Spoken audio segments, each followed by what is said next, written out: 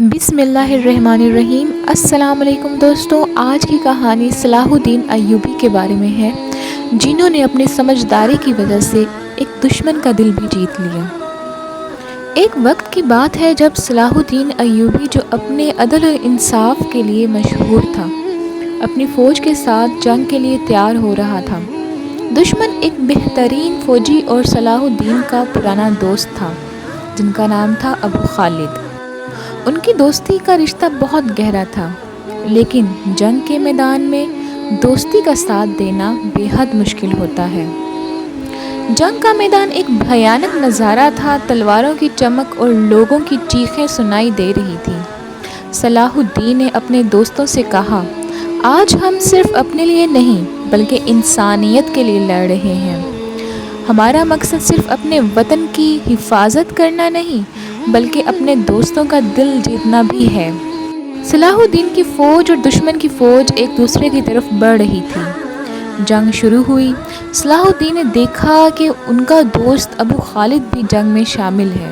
ان کی آنکھیں ایک دوسرے کی طرف دیکھ کے تھوڑی سی خود غرضی کی طرح ہوتی ہیں۔ صلاح الدین کا دل ایک دم سے قہر گیا جب انہوں نے دیکھا کہ ابو خالد کی تلوار ان کی طرف ہے۔ انہوں نے سوچا، کیا دوستی صرف جنگ تک ہوتی ہے؟ کیا ہمیں ایک دوسرے کو مارنا ہے؟ جنگ کے بیچ صلاح الدین نے اپنے دوستوں کو بلایا اور کہا، آج ہم یہاں جنگ جیتنے نہیں آئے بلکہ اپنے دوستوں کو محبت دکھانے آئے ہیں۔ انہوں نے اپنے دشمن کی طرف دیکھا اور غصے میں نہیں پیار سے سمجھایا اور بولا، ابو خالد، کیا تم نے مجھے بلا دیا ہے؟ کیا ہمارا رشتہ صرف تلواروں سے طے ہوتا ہے؟ ابو خالد تھوڑی دیر تک چپ رہا، پھر بولا، صلاح الدین، تم تو صرف ایک فوجی نہیں، ایک دوست بھی ہو، لیکن اس جنگ میں ہم دونوں ایک دوسرے کے دشمن ہیں۔ صلاح الدین نے اپنی تلوار نیچے رکھی اور کہا، اگر تم نے مجھ سے دوستی کی ہے تو آج اس جنگ کے مقصد صرف دوستی ہے۔ آج ہم ایک دوسرے کو مارنے نہیں بلکہ ایک دوسرے کا ہاتھ تھامنے آئے ہیں۔ دشمن کی فوج حیران رہ گئی۔ صلاح الدین کی اس بات کا اثر ہوا اور ابو خالد نے بھی تلوار نیچے رکھ دی۔ انہوں نے کہا، تم نے مجھے ہمیشہ سمجھا ہے۔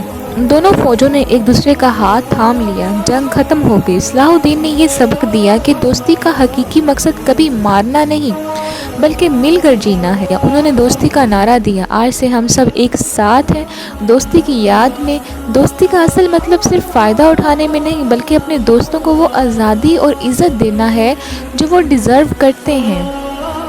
جنگ کے میدان میں دوستی کی جیت ہوئی۔ صلاح الدین نے دوستی کا ہاتھ تھام کر صرف ایک جنگ نہیں جیتی بلکہ انسانیت کی دوستی کو بھی جیتا۔ ان کی اس بات کو ہمیشہ یاد رکھو، دوستی کی اصل طاقت انسانیت میں ہے۔ دوستوں، صلاح الدین ایوبی کا یہ قصہ ہمیں یہ سبق دیتا ہے کہ دوستی کا اصل مقصد انسانیت اور محبت ہے۔ کبھی کبھی ہمیں جنگ کی جگہ دوستی کا ہاتھ پکڑنا چاہیے، کیونکہ اصلی فوج وہی ہوتی ہے جو ایک دوسرے کا ہاتھ تھام کر چلی۔ صلاح الدین نے صرف جنگ نہیں جیتی بلکہ انسانیت کی دوستی کو بھی جیتا۔ ان کی اس بات کو ہمیشہ یاد رکھا جائے گا کہ دوستی کی اصل طاقت انسانیت میں ہے۔